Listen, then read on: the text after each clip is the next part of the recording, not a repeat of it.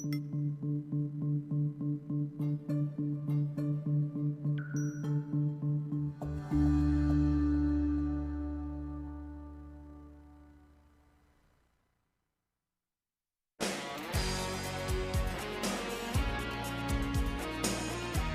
to Legends in Leadership, brought to you by ISF and the Carrington Group. Legends in Leadership is an inspirational podcast featuring the stories of leaders who are making a difference. Our goal is to inspire you with the stories of leaders who come from humble beginnings, overcome challenges, and ultimately rise up to make a difference in people's lives.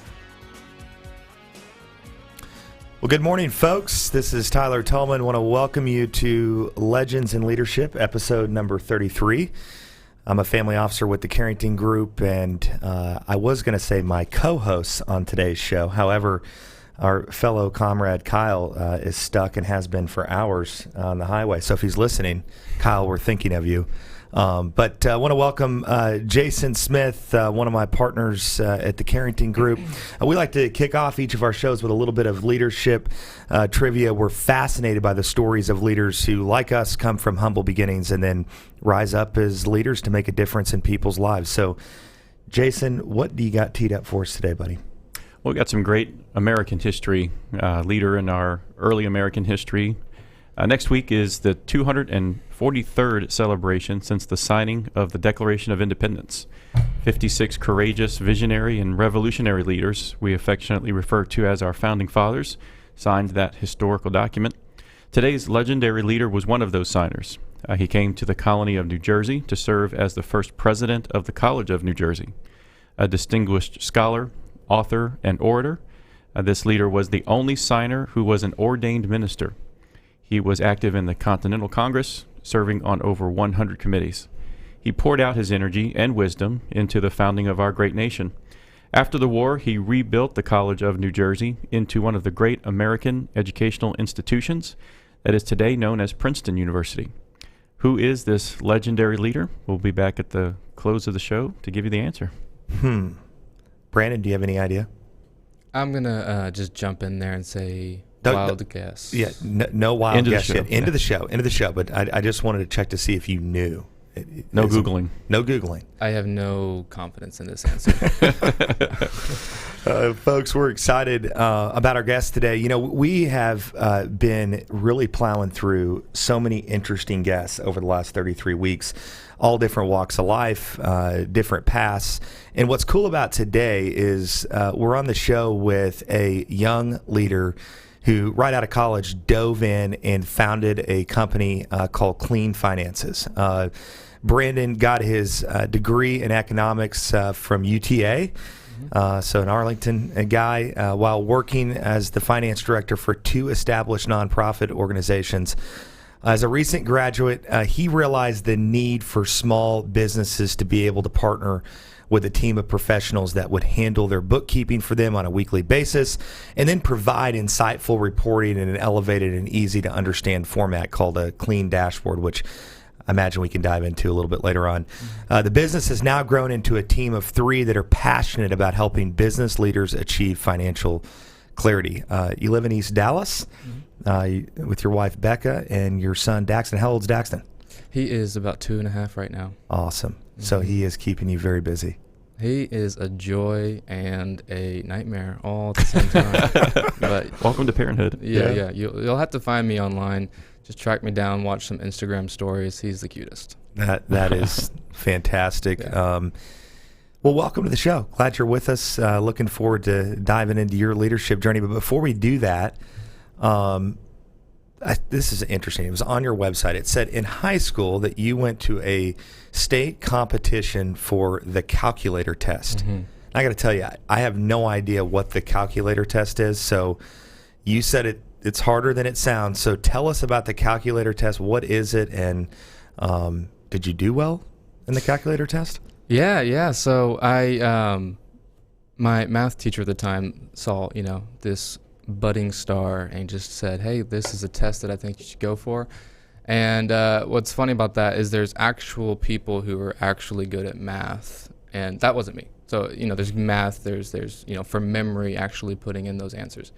Then there's the people who are really good at structure and knowing where to put a parenthesis into a calculator. And that's what I like to do. So think of, whether you're going to be able to tell off an equation off the top of your head or be able to handle a spreadsheet. And that kind of, is where I found myself. So long story short, went to state, sat down for the test. These are very massive equations. Imagine, lots of digits and numbers, divided by each other. So I'm already lost. Picture. So, yeah. So you just had to punch it into your TI-83 plus, TI-84, and, kind of punch out the answer. So I took the test. My professor who helped grade those tests later on told me I did really, really well, but I didn't put any of the answers in scientific notation. Oh, gosh. I completely butched it and failed. So. Oh, yeah. My goodness. Well, I don't think that ended up on your GPA, did it? No. Well. Just extracurricular story time right there. Where'd you grow up? Yeah, I grew up, hopped around just a little bit, but always DFW area. So we spent some years in Grand Prairie, and then Roanoke. We're out there for a while as well. Fantastic. So mom and dad are in Roanoke still? They are in Keller. Yeah. Okay, in Keller. Yeah. What's your dad do? So my dad had worked for the same company for 30 plus years. It was called Hanson Pipe.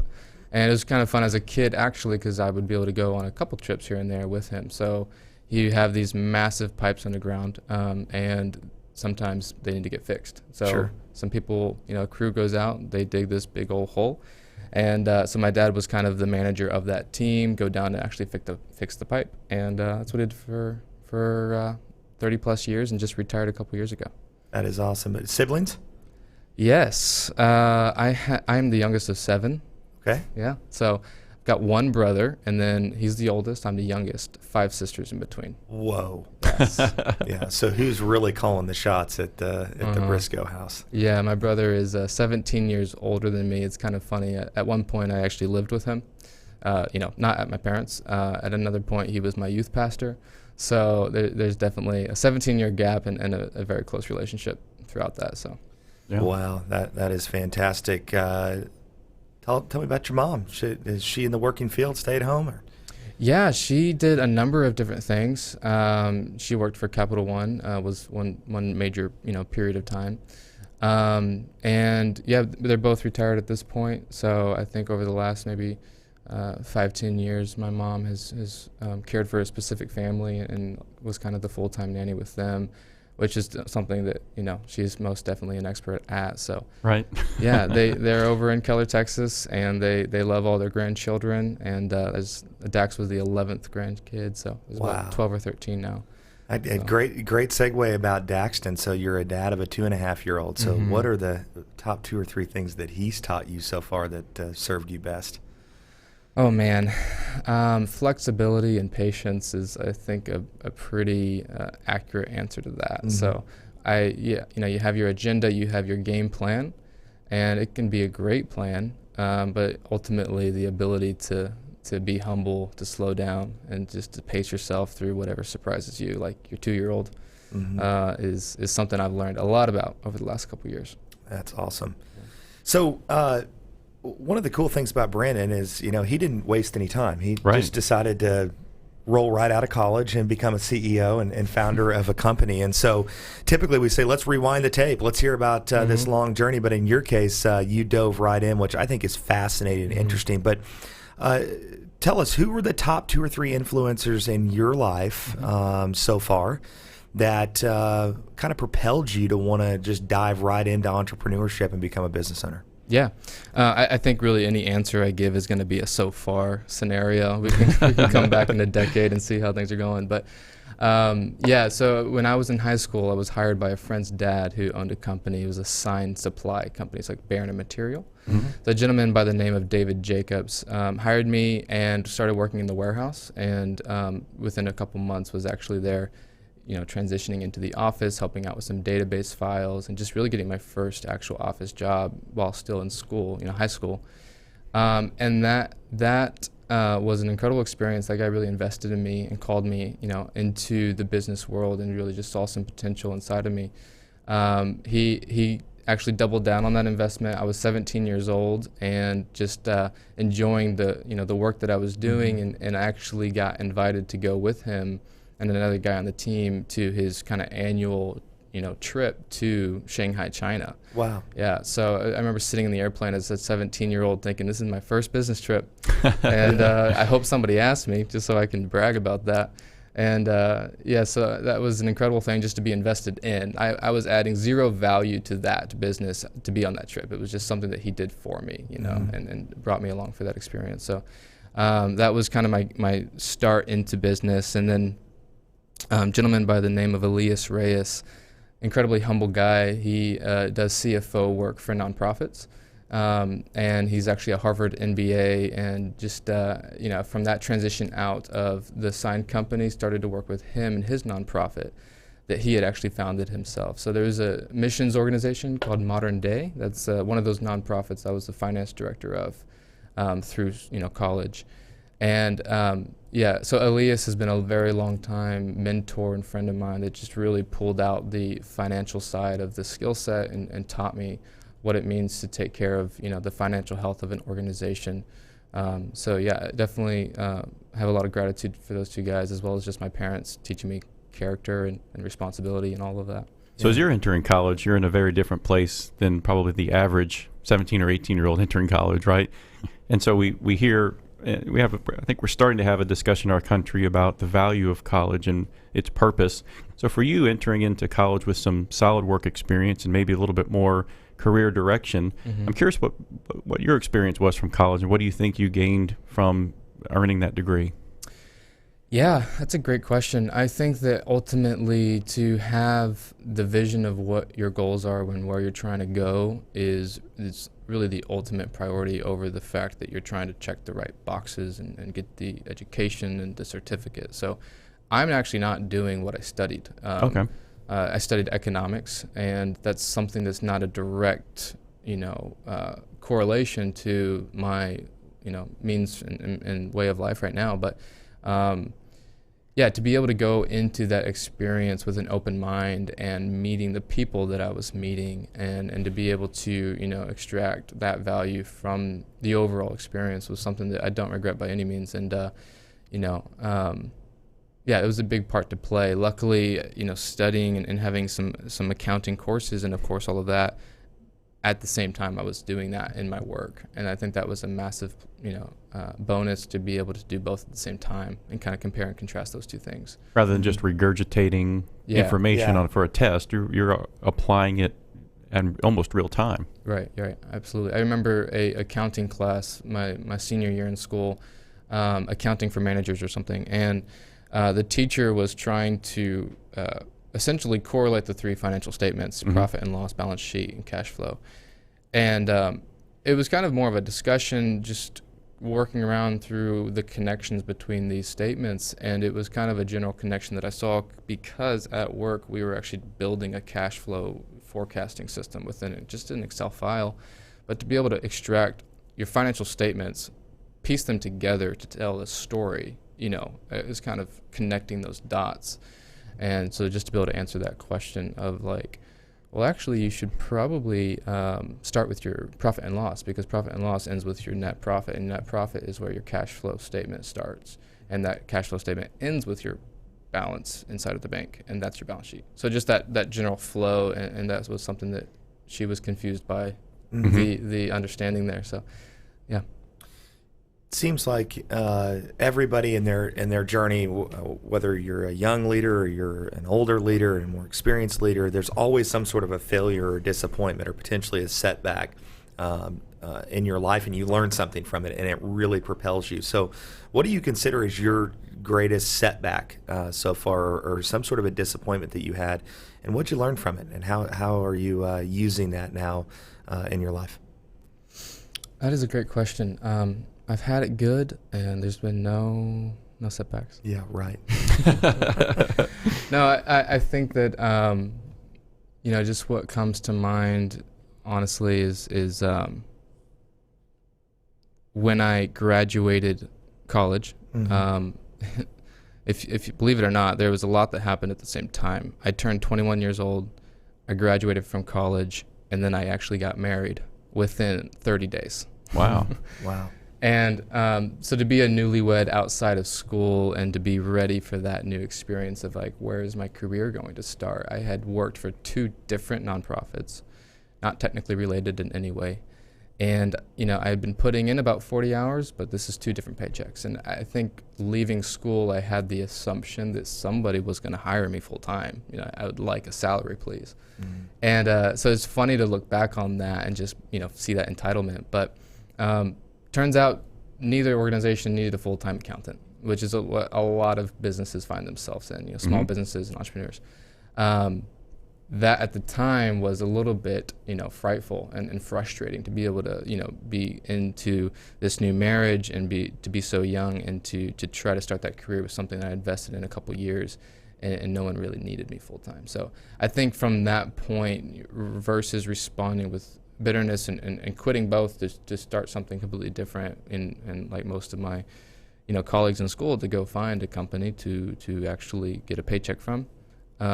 I tried to flip that experience around and see what is this teaching me, what value can I create from this, and that's actually kind of the story of how the business started. So I'm sure your wife is thrilled to hear that she is a part of your setback, but no, in all seriousness, it's a huge thing, and I actually think this is such a cool topic to dive into for a minute. Is our wives, who we love dearly, are so wildly important to our journey. Yeah. And they are our number one fan, we hope, most of the time. But they have the ability to really empower us to be great leaders. And so I'm curious, and this will segue into the company that you created, but walk us through the catalyst for creating the company and how your wife supported you in that, and how you guys managed that with if my math's correct, you're getting ready to either have a child or you've already had Daxton, and you just out of school and you're trying to start your life. So kind of paint that picture for us a little bit of what's going on there and how she's been a great influence in your life as well. Yeah, I love that conversation. So we had we got married in May of 2014. So we just celebrated our 5-year anniversary. It wasn't actually until February of the next year that I opened up the LLC. So that journey was 7 months of me thinking I can work for 2 companies. That's fine. So that experience that we were working through together of how to move forward was something that at the end of the day, when it struck me, when it struck us, the path forward is something that she was completely on board with. So since day one, to have her full support, is absolutely massive.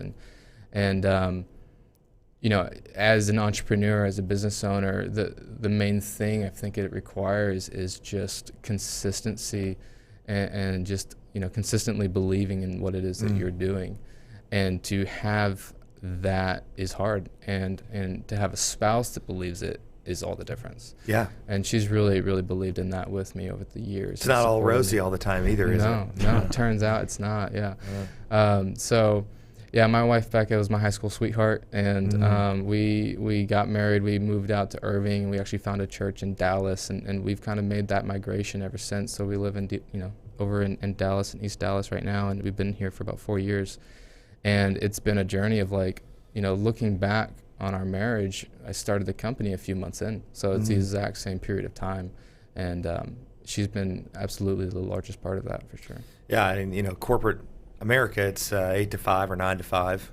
Entrepreneurship is 24/7, 365. And when things go bad, we're on the hook for it. And so it's critical to have that person that believes in you and can lift you up when you're down, and vice versa. So that's huge. What I find interesting is, I guess maybe from a stereotypical point of view, millennials aren't seen as entrepreneurial as previous generations. Do you find that to be true? Is that a misconception? Or do you feel you're maybe more of an anomaly among your peers in the generation? Yeah, I think a lot of times what I had going for me was I had nothing to lose. At any point I could change my mind and go get that first job, right? And I think a lot of people go into the corporate world 5 years in, 10 years in, and maybe they've been in corporate accounting and they would like to start their own firm or something like that. it's a lot more to lose at that point. You'd have to kind of walk away from that steady paycheck. Right. And I remember college professors telling me, like, if you're thinking about grad school, just do it now, because it's going to be way harder to come back and do it. And my interpretation of that was, if you're thinking about starting a business, just do it. Right. So, But grad school, I mean, the reality of it is that we've got so many people that have got MBAs and they don't do anything with it. And what I've found with entrepreneurship is that I got my master's degree, over the last decade plus, being in the trenches and doing the work and paying the dues. And it doesn't. And I'm not here to say you shouldn't go and get a master's degree, but it's interesting what people are doing, the millennials especially, without needing even a college education or an undergrad degree. So very interesting. Just in December, I actually hired a full-time financial associate, someone that's an account manager for our clients. She has an MBA, and that's been really cool to see the fact that she worked for that, in the evenings while working a full-time job over the last couple of years. And that is incredibly valuable. And at the same time, having conversations with her saying, hey, have you heard of a book called The Personal MBA? And I got it for like $17. Yeah. So that's a They book. gave you a diploma when you finished reading it? Yeah, that would have been wonderful, but no. So that's a good book that, it's just, it's not devaluing the concept of somebody working hard for that degree, but it's something that, there's a lot of information in the real world that can be quickly applicable as you just get out there and start doing things. So you're 3 years in, or so. Maybe I'm off a little. Three years into the business. Yeah, about 4 years. 4 years into the business. So, everybody catches their stride. Every entrepreneur's got their routine that they get in. Talk about the 2 or 3 things that you do on a weekly, monthly, quarterly, annual basis that has allowed you to be successful and to grow. What are those things that have been the difference for you? Yeah, so as a company, we recently kind of worked through what our cultural values are, and we established 4 of those. So that is contribute, learn, grow, and celebrate. So those 4 things we really try to walk out on a daily basis within our company. So what that looks like is always contributing to the work at hand. So, we now have myself and 2 full-time account managers that are actually running those accounts with our clients, updating the books week to week. And for the first time, I actually walk into work in the morning and realize there's not a specific client on my to-do list today. And that's actually frightening. Where am I going to add value? I have to create that now, and we have to go find those new clients and experiment with that. But contributing to it is something that we all do each day, and then the learn piece of just always being able to be humble and know that there's way more information out there than you currently have. So to learn and to experiment with that. Growing, we really focus that piece on the personal development side. Let's all be better people 1 year from now than we are today, and how can we help each other in that journey? And then the celebrate piece is the most fun. As a team of 3 people. We have our office space. We're setting that up to look nice, to enjoy work. We have our Spotify playlist that we're all mutually agreeable on, and once a quarter we go out and do something in the evenings, right? So a couple days ago we all went to see Toy Story 4, and nothing but just a good old time is what we were after on that. And once a month we try to make sure that we set aside some time on a Friday and just enjoy a happy hour and just slow down a little bit. So those are more cultural values that we do. Sure. And it would be easy to pitch the once a week update your books piece now, but that's definitely been something to keep an eye on your metrics as you grow. So just creating a work environment that people want to go to and want to hang out. And how are your employees? Are they older, younger? What's funny is I'm always I've worked with just different people in the past. Hired part-timers who are still in school, and I've always assumed I'm the youngest person in the room, actually, just working in different environments. So it dawned on me a few months ago that I actually am the older of the 3. So I was like, oh, that's nice. But yeah, so Tina works for us. She is, I don't know ages, but she's a couple years outside of her undergraduates because she got that MBA. And Cameron as well. He's working with us. So yeah. So let's talk about Clean Finances, young, vibrant organization of awesome young leaders. What is it? What are you guys doing that is different, and who are you serving in what space? Yeah. So everything that we do is boiled down to that mission of helping business leaders, to achieve financial clarity. I just think that that's fundamentally the problem. Entrepreneurs and nonprofit leaders and business leaders are putting so much effort into growing their impact, and a lot of the times there is just financial clutter and confusion, and to keep up with that is an administrative burden that they are trying to do their best at. So so what we do is partner with small businesses to offload that bookkeeping piece from their plate. And we don't just want to be that service company that, charges you X amount per month and we just kind of jump in once and do it. So we really believe in the weekly update. So we're within your actual QuickBooks account providing weekly updates, ensuring that everything's in order, that your accounts are reconciled and good to go, and then taking it further and actually elevating your experience as a business owner to understand that information and not just to, understand the fact that it's done, but actually to look back on those numbers and have that clarity. So that's the piece of the dashboard. So the clean dashboard, every client receives access to that and it's refreshed every week. And that's something that's, you can scroll through. There's actually a full demo on our site you can look at, but you scroll through that, and the whole idea is that simple scroll is going to tell you where you're at, and it's going to give you that perspective. There's going to be a 24-month chart of your revenue over time. You're going to see where are we so far this year compared to last year, and how's that percentage growth. Same thing with this month, and there's a revenue piece, expenses, your profitability. So just the service-first business is what we're after, with that extra software behind it, that's empowering business leaders to be able to do what they do with more clarity, with more confidence, and to be able to put that, best foot forward. So talk about your target market. What is the size of the business that you guys work best with? What's your wheelhouse from a target market standpoint?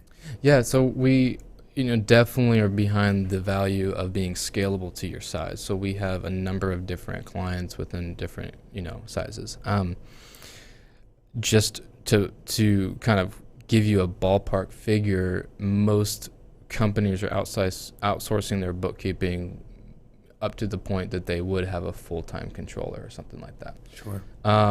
What we do is very flexible, so we can still work with you in that situation. We can figure out the best pieces of the puzzle for us to contribute that weekly effort. So our largest client right now is about $6 million in annual revenue, and we have several clients that are within the scope underneath that. So our target market is really in any business or nonprofit that either the business owner themselves has been trying to keep up with QuickBooks, or somebody on the team has been, dumped on this task, and that's not even why they were hired, perhaps. And it might be getting done, it might not be getting done, but that person might not be happy about the project, and that person, might be missing some pieces as well. What we're also trying to do is create an additional value to your tax professional. So we're not competing with tax professionals. We don't actually do the tax piece. So a lot of times a small business will outsource their bookkeeping to their CPA, and that can just get really expensive. And I think most CPAs aren't really trying to get that bookkeeping client. You're correct. Yeah. Yeah. So it's the added benefit of a complimentary service to, hey, keep your CPA. We're not trying to compete with that piece. And let them, give you the tax savings and the tax work that you need to be doing, but allow us to partner with you week after week and provide insights into your financials, so that honestly your tax person would have a better experience taking that information and doing what they have to do. Looking out 10 years, 15 years, 20 years, whatever it means to you, Brandon, what's the end game for Clean Finances? How do you know that you have taken this to the place that you want to take it? I love that question. I think that right now, bookkeeping as a service is a huge industry, and you can see, there's other companies out there that are doing a similar thing. And that doesn't scare me. That actually gets me excited, because every small business needs this, and to be able to see that potential, that market that we're already a part of is exciting. Right now we do have a dashboard. We're providing a weekly service to clients. We are at the same time analyzing the opportunities in the market to actually jump way deeper into that. How can we elevate that experience? How can we put some money into some technology and develop something that's maybe, fully integrated and scalable, much more scalable on that side, with the dashboard piece, and being able to just, ultimately put the right people and the right tools in the pocket of entrepreneurs and business leaders, so that they can grow their impact. That's really the end game. Awesome. Can you believe it? We're already running out of time on this show, and there's so much to talk about. It's such a needed service, because like to your point, you get someone who's voluntold to take on that task, and they don't have the skill set, and they're getting by with Google and QuickBooks Online help, and that it's sort of that garbage in, garbage out situation. If the numbers aren't properly categorized, then you can't make good business decisions with incomplete information. Spent a lot of time cleaning up messes, I imagine. Very, very interesting. So how do folks find out more about clean finances, and how do they know whether or not they're a good fit? Yeah, so our site is cleanfinances.com. There's lots of information there about really the heart behind what we do and the practical steps of how we do that. So step one really for anyone is to schedule a free consultation. That button is plastered throughout the site. Should be pretty pretty easy to find. So you schedule that free consultation. That'll get you on the phone with me, and we can take a closer look into what's your situation, what are your pain points, what can we do to help your specific business. And yes, there's the bookkeeping piece in the dashboard, but we actually curate that financial department that you can outsource to us. So we can help out with payroll processing, donation management, even for nonprofits is a big piece of what we offer. Okay. So customizing a package around your specific needs, and then figuring out kind of which membership is best for you. All of that is going to become pretty clear as we have that free consultation, and as we work into how we can assist you. Awesome. Great stuff. It's been great having you. As we wrap up the show today, one of the things that we love to hear from the leaders that we have on with us is, what's a piece of literature or a book or a podcast that you listen to that's really been influential to you in your journey? Absolutely. There's a book called Profit First that I wish I read at the beginning of this business. For you and your clients. I mean, yes, absolutely. I just love throwing that book out as often as I can get it, because it's just incredibly practical and can save you lots of headaches. So Profit First if you're a business leader. Another book that I recently listened to is Shoe Dog by the founder of Nike, and that was incredibly inspiring to hear his story. And he was actually in a similar boat as me. He was an accountant. He was 25 or so years old, and actually started Nike. Wow. So that's a good one. And then really just on the broader level, I just love the podcast Armchair Expert. It has nothing to do with business directly, but it's by Dax Shepard. He's actually an actor.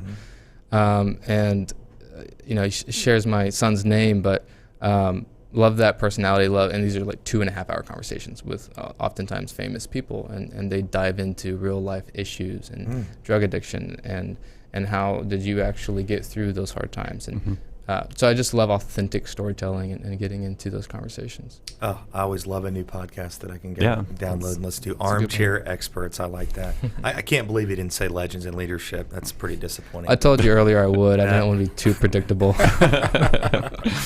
Well, Brandon, been great having you on the show today. Appreciate you taking time out of your schedule to be with us. Jason, who is our trivia leader of the day? Yes, the only one of our founding fathers that was a minister was the Reverend Dr. John Witherspoon.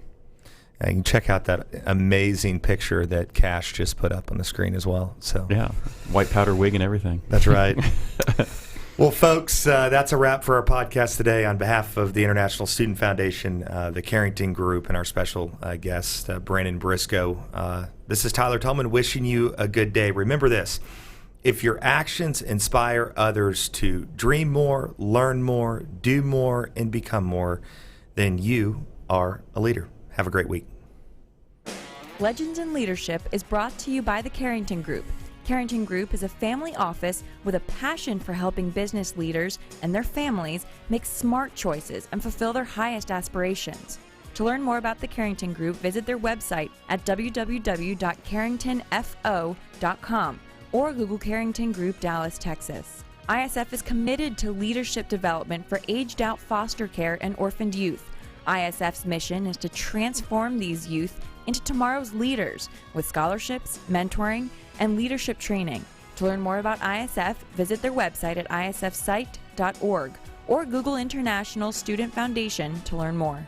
Securities offered through Regulus Advisors, LLC. Member FINRA/SIPC. Investment advisory services offered through Regal Investment Advisors, LLC, an SEC-registered investment advisor. Regulus Advisors and Regal Investment Advisors are affiliated entities. Carrington Group and this broadcast are independent of Regulus Advisors and Regal Investment Advisors.